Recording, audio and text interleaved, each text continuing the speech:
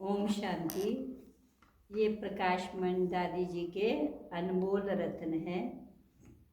विशेष heading है मर्यादा संपन्न जीवन कैसे बनाएं।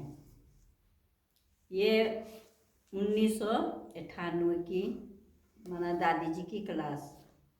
दादी जी की क्लास ऐसी कराती थी, दूसरों के जीवन में परिवर्तन आ जाता था। दादियों के जीवन में सारी बातें प्रैक्टिकल में उनने करके दिखाई है, तभी हमें सुनाते हैं। तो जब वो सुनाते हैं तो हमारे जीवन में भी परिवर्तन आता है। तो हमारे संगठन का सूत्र दादी जी ने बकाया, प्रकाशमण दादी जी ने एक मत है। एक मत का आधार है फेथ। जब आपस में एक दो में फेथ रखते हैं, माना विश्वास रखते हैं, तो सहयोग अवश्य मिलता है। आपका कार्य सो मेरा कार्य, फेथ के पीछे मैं और तू, तेरा और मेरा सब समाप्त हो जाता है। माना जहाँ विश्वास होता है वहाँ पर तेरा मेरा समाप्त हो जाता है। निश्चय रहे तो कभी भी अभिमान नहीं आएगा। फेथ रहेगा तो कभी भी अभिमान नहीं आएगा। आपकी महिमा सो मेरी महिमा। दादी जी के जीवन में हमने यही देखा ना, दूसरों की महिमा होती तो दादी और ही क्या होती है, बहुत खुश हो जाती थी। आपकी बढ़ाई सो मेरी बढ़ाई। दादी यही समझती थी, दूसरों की बढ़ाई हो रही है समझो मेरी बढ़ाई हो रही है। इसलिए हम अपने समान साथी को इतना रिगार्ड दें जो वह आप ही हमें दे, कहना ना पड़े, ये भी मर्यादा है। हर एक की विशेषताओं को देखना। हर एक में बाबा ने कोई न कोई खूबी ज़रूर भर दी। बड़ी बढ़ाई की बाबा की है, बड़ी बढ़ाई तो बाबा की है, मेरी नहीं है। सदैव अपने सामने लक्ष्य हो। बाबा ने हमें निमित्त बनाया। लौ उठाना, टोंट कसना, टोक देना ये मेरा काम नहीं है। फिर भी ना चाहते हुए है हमारे अंदर वो टोकने की आदत पुरानी है, वो खत्म नहीं होती है। मैं कभी भी अपने हाथ में लौ नहीं उठा सकती। हमें बाबा जो सेवा देते हैं उसे प्राण दे कर करनी है, ये हमारा लक्ष्य हो। फेथ को तोड़ने वाला कांटा है रीस। कौन सा है? एक दूसरों की रीस करना है। तो मुझे आत्माओं से रीस नहीं करनी है। रीस करो तो बाबा से, क्योंकि हमें बाप समान बनना है। बाप समान बनने की रीस करनी है कि हमें कुछ भी करने, हमें इतनी रेस करनी है, बाप समान बनना ही है। ईर्ष्या करना, ईर्ष्या कौन करती थी? दादी ने कहा ईर्ष्या करना मंथरा का काम है। ये वायदा करो कि मैं मंथरा नहीं बनूंगी। ईर्ष्या तो विरोध भावना, दूसरे की निंदा कराएगा। ईर्ष्या करना ये रावण की मत है, बाप की नहीं है।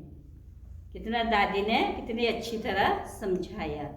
हर एक की बात का भाव समझना, स्वभाव को नहीं देखना।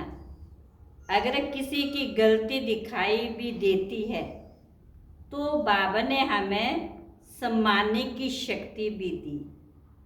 कभी एक की बात दूसरे से वर्णन नहीं करना है। भले सुनो लेकिन उसे वहीं पर सुनी अनसुनी कर देना। गलत बात को सुनी अनसुनी करनी है, जो फायदे की बातें उनको नहीं सुनी अनसुनी करनी है। भूल को अंदर रखने से वाइब्रेशन खराब होता है। दूसरे की भूल को अपनी भूल समझो, तब हम एक दूसरे इधर उधर वर्णन नहीं करेंगे। जब दूसरों की समझेंगे तब जरूर हम इधर उधर वर्णन करेंगे। अपनी स्थिति को सदैव सुख में रखो। कभी भी तंग दिल उदास दिल नहीं बनना। कोई झूठा अपमान करेगा कोई सच्चा। दुनिया की टकरे अनेक आएंगी, लेकिन उसे माने हमें उदास नहीं होना। पत्थर भी पानी की लकीर खा खा कर पूजनीय बनता है। देखा है ना, कितना बिल्कुल गोलाकार का बनता है। तो दादी ने कितना अच्छा बताया है, वो भी ठोकरे खा खा करके क्या बनता है, उसकी पूजा होती है। तो हमें भी सब कुछ सहन करके चलना। सहन करेंगे उतना हम भी पूजनीय लायक बन जाएंगे। हलचल को समाप्त करने का साधन है बाबा से बातें करना। सारी हलचल समाप्त हो जाएगी। बाबा के पास जाओ तो बाबा आपे ही कदमों में बल भर देगा, हमारे कदमों में ताकत भर देगा। फिर हमारे से ऐसी वैसी उल्टी सीधी बातें कर्म नहीं होगा। मुझे किसी भी आत्मा पर डिपेंड नहीं होना है। आत्मा पर डिपेंड करने से बैलेंस बिगड़ जाता है, स्थिति फिर ऊपर नीचे हो जाती है। दादी ने कहा बाबा पर डिपेंड करो, बाबा ही हमारा सब कुछ है। एक दो का आधार लेकर चलना बिल्कुल गलत है। इसके बिना तो गुजारा नहीं, इसके बिना तो कुछ हो नहीं सकता है।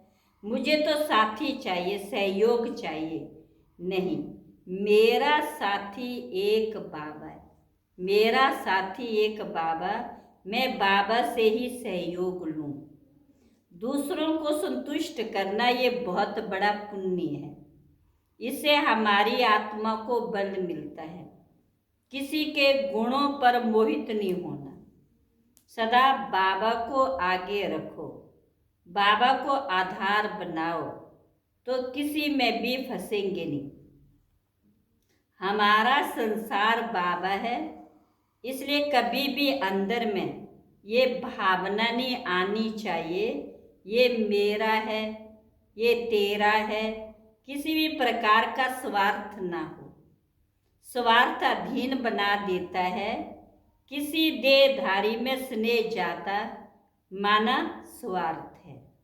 इस स्वार्थ से ईश्वरीय मर्यादा का उल्लंघन होता है।